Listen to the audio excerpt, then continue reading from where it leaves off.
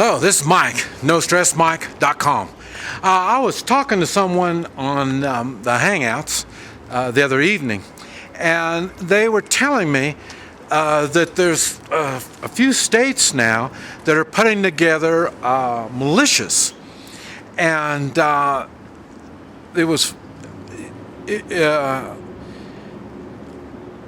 way I see it.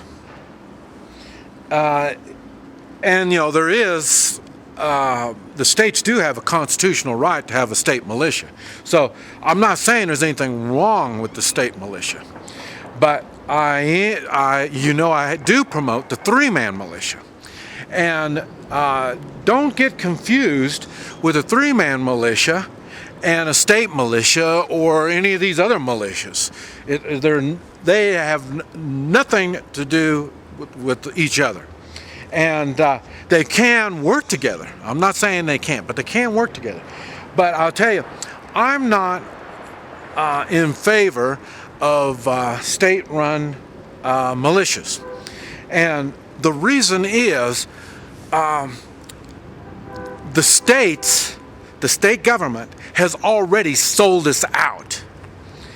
So why would I put my faith into a state-run militia, a state-organized militia? I won't. So we're right back to the three-man militia. Okay, the three-man militia, remember, the basic part of the three-man militia is your safety, the safety of your family, and to make this work, like I say, it's a three-man militia, so you need others. They would be your friends. So in other words, the safety of your friends. And you can't have the safety of your friends without a community, your local community being safe. And these are all things that you can do. These aren't just some kind of make-up dreams. These are things that you can do. It's going to take effort. It's going to take work. But like I say, you're going to have something. You're going to have something to show for your efforts. And what it'll be is, like I say, you will be safer, your family will be safer, your friends will be safer, and your local community.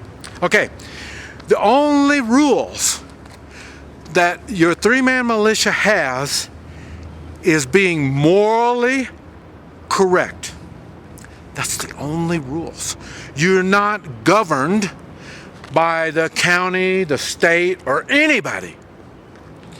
The only thing that governs you is your morals. So in other words, you can only have people with some type of morals and are willing to live and die by those morals. And I talked about that on another video about we live the way we believe. And like I say, you need to find people that have morals, because that is going to be your only guidelines. Because you got to remember, everything that's coming against you have no morals. They have no moral strength. Any threat that comes against your three-man militia is something with no morals at all. They have no moral concept. In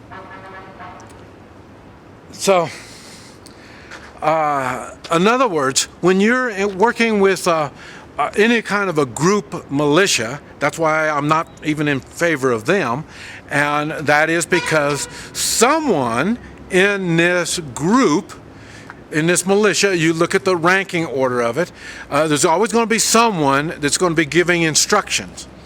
Now that person giving instructions is open for corruption. Now, I guarantee it's always that way. Every individual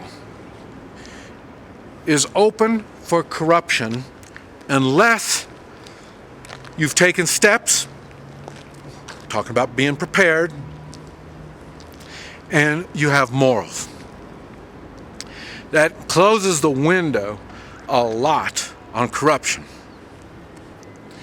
I say there'll always be some sort of little crack for corruption. But like I say, there won't be a big open gap when you are prepared. So what you hear me talk about being prepared, not only prepared financially, gold and silver, having worth, and then prepared for food, growing, talking about a militia and gardening, be able to grow. I say the militia I'm in, we raise cattle, and we do some growing, some gardening too, but my part is mainly the cattle. And then you need to be prepared with skills and abilities. These are all things I've talked about.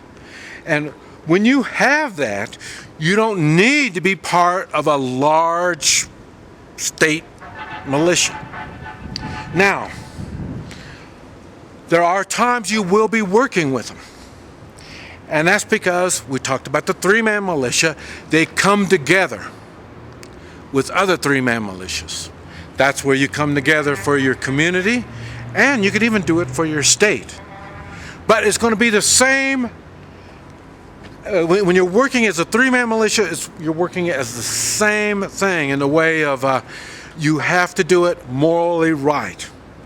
Matter of fact, I'll put a link down below to a blog that I wrote, and it's talking about the commitments that a three-man militia would have. And there's certain things that I draw the line on. There's, like I say, if it's immoral or unconstitutional, that's it. Me and my militia, we're out. There's nothing you can do to make us do anything any different than that. Because we are run by morals. So you can work with other militias, but you have to make sure these other militias know that they, as a militia, are still governed by morals also. But it's harder to do that when you have a bigger group. That's why we're right back to the three-man militia. And they can govern themselves, they will watch over themselves. And that's what we want. We don't need to be governed by others. We've seen what happens when others govern you. The corruption goes crazy. The United States become great, not because of their government, other than the government stayed small, but what made the United States great was strong individuals. Individuals that came together. They came together for a common goal. And it doesn't matter, make any difference what that goal was, but they would come together for a common goal and make things happen. That's exactly what the three-man militia is. Coming together with other strong individuals.